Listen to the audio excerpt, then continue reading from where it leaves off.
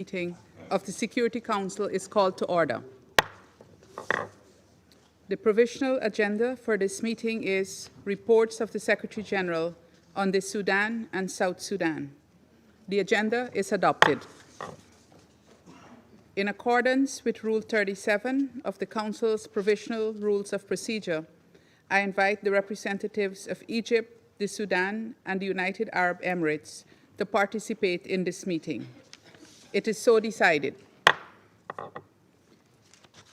In accordance with Rule 39 of the Council's Provisional Rules of Procedure, I invite the following briefers to participate in this meeting. Ms. Marta Ama Akia-Pobi, Assistant Secretary General for Africa in the Departments of Political and Peacebuilding Affairs and Peace Operations, and Ms. Shana Lewis, Sudan Specialist and Senior Advisor with Preventing and Ending Mass Atrocities. It is so decided.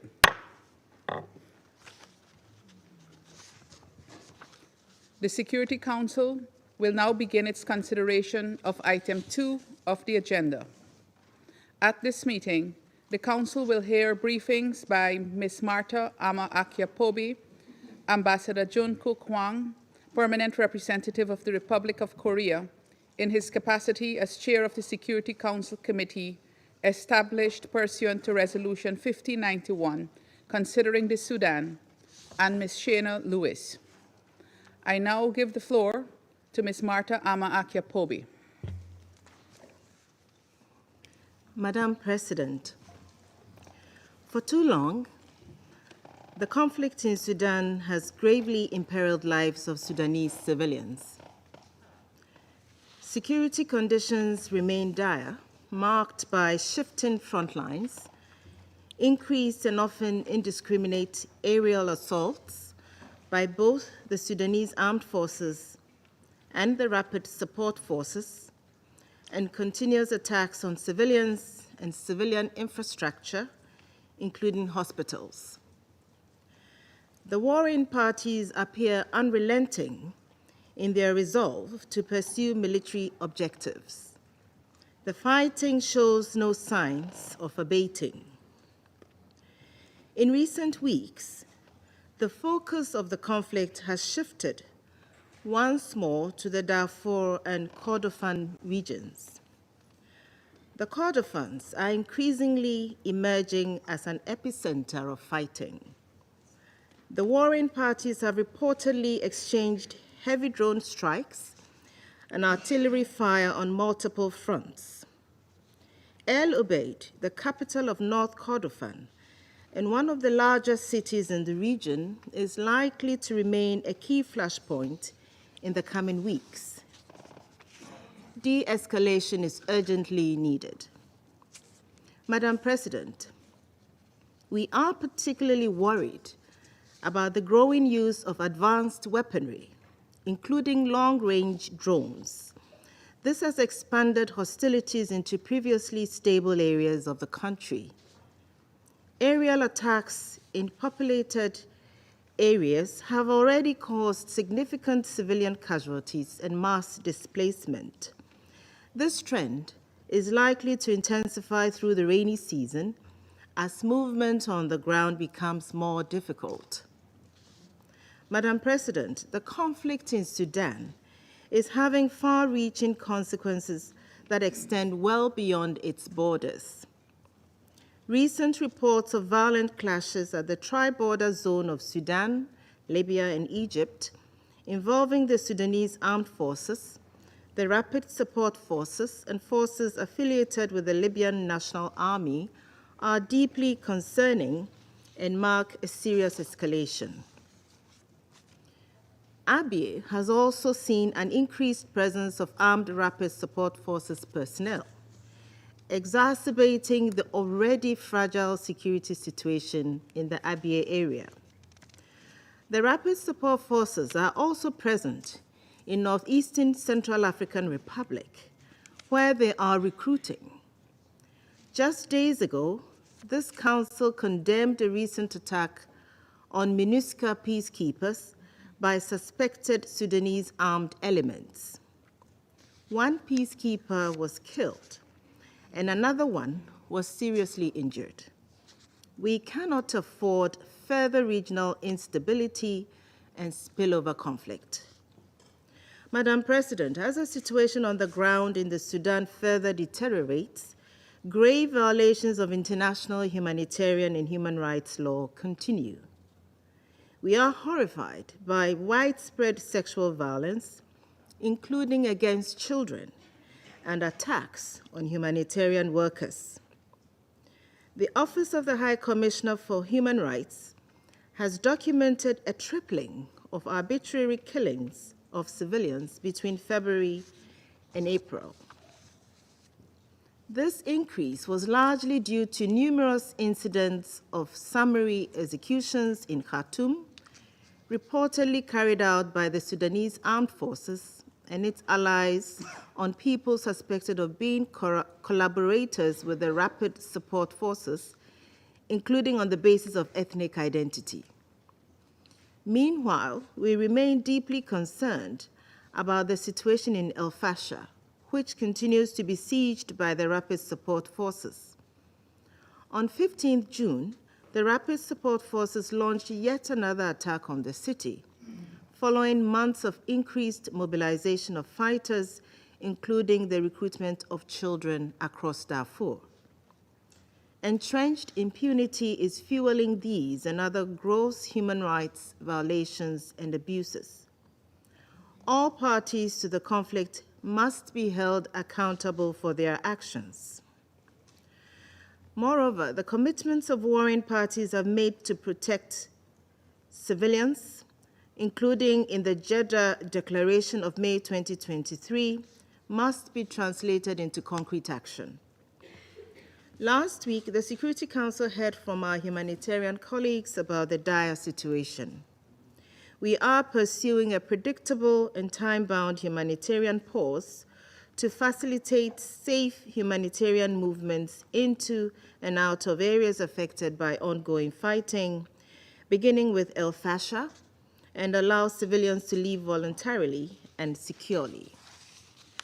We will continue to urge the parties to make progress on measures that strengthen the protection of civilians without preconditions.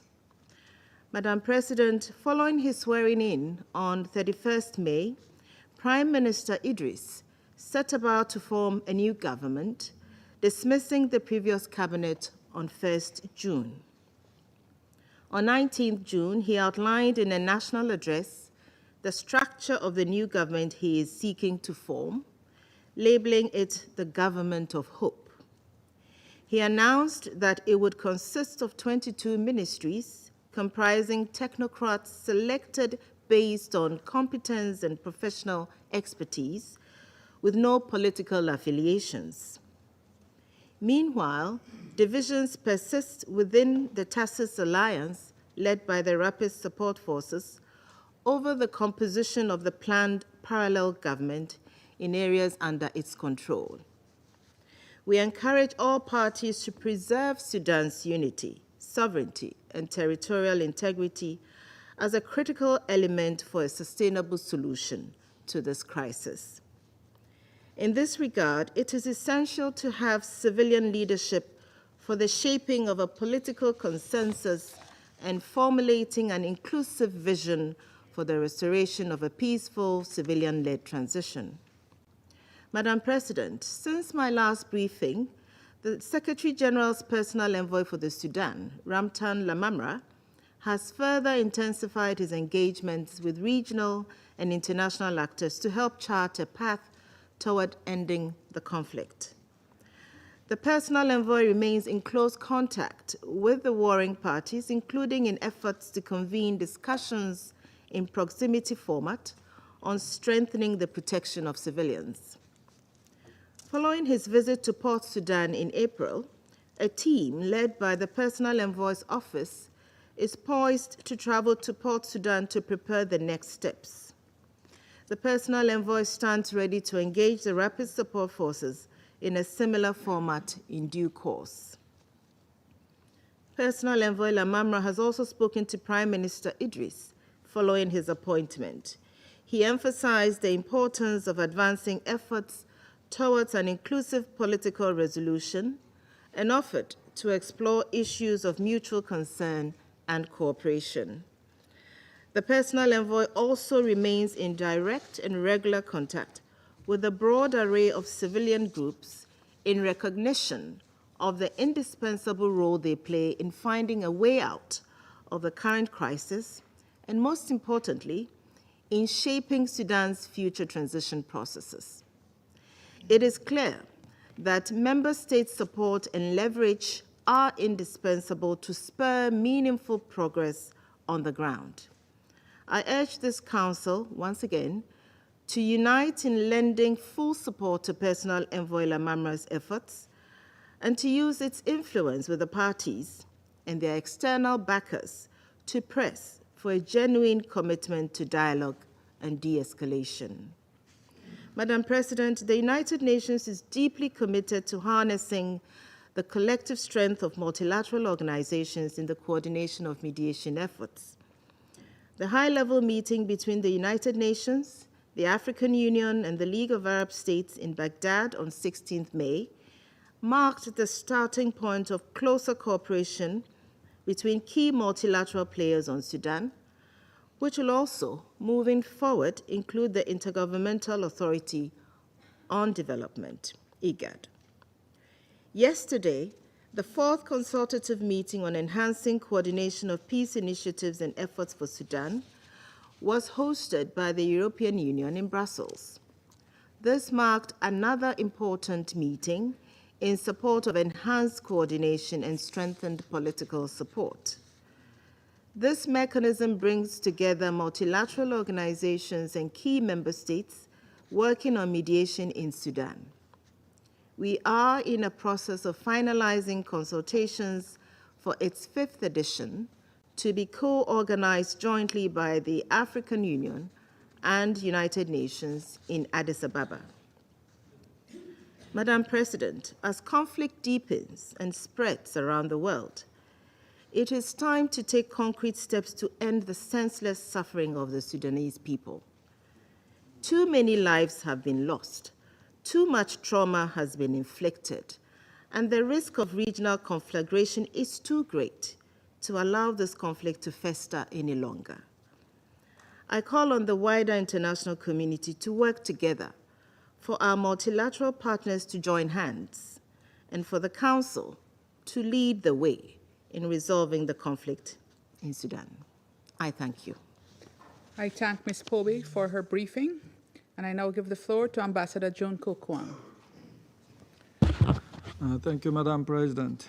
In accordance with paragraph 3A4 of Resolution 1591 and a note by the President of the Security Council of 17th March 2025, I have the honor to brief the Security Council on the work of the 1591 Sanctions Committee, covering the period from 12th December 2024 to today. During this reporting period, the committee issued its annual report for the year 2024, which is available on the committee website, and has received the Sudan's panel's final report on 23rd December 2024, as well as its third and fourth quarterly updates on 18th February 2025 and 14th March 2025, respectively. The panel's final report was made publicly available on 17th April 2025.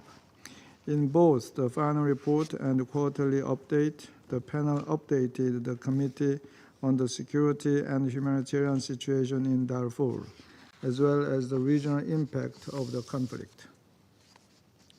During the informal consultations of the committee held on 9th April 2025, its members discussed the content of the final report. The committee continues its consideration with the panel's recommendations and follow-up actions. In conclusion, I would like to take this opportunity to underline that the purpose of the sanctions regime is to contribute to bring peace in Darfur. The 1591 Committee remains committed to working together with all relevant stakeholders in order to achieve this goal. Thank you. I thank Ambassador Huang for his briefing. I now give the floor to Ms. Shayna Lewis. President, Excellencies, thank you for the opportunity to brief you today on the situation in Sudan. My name is Shayna Lewis. I am the Sudan Specialist and Senior Advisor with PAMA. I left Sudan less than a week ago, traveling to Port Sudan and Khartoum, and would like to share reflections and recommendations related to the humanitarian situation, the protection of civilians, and hope for the future of Sudan. In Sudan, up to 80% of health facilities are not working in conflict areas, and health facilities have been attacked over 540 times. When SAF recaptured the capital in March, many rejoiced that the war was over. But it is not over. It is not over, not even in Khartoum. I met a young girl of 8 years of age at El Nau Hospital who was shot by a stray bullet that pierced the safety of her home. She spoke to me with pins holding the shattered fragments of her leg in place. Another patient was a child in the intensive care unit who was shot in the abdomen, also by a stray bullet. He had undergone surgery only to develop sepsis and is now sedated on a ventilator with a 40% chance of death. Like so many, these children suffer the consequences of violence that no child should ever have to endure. Many patients at El Bullock and El Nau Hospital are children requiring amputations due to playing with unexploded ordnance. Over 15 million children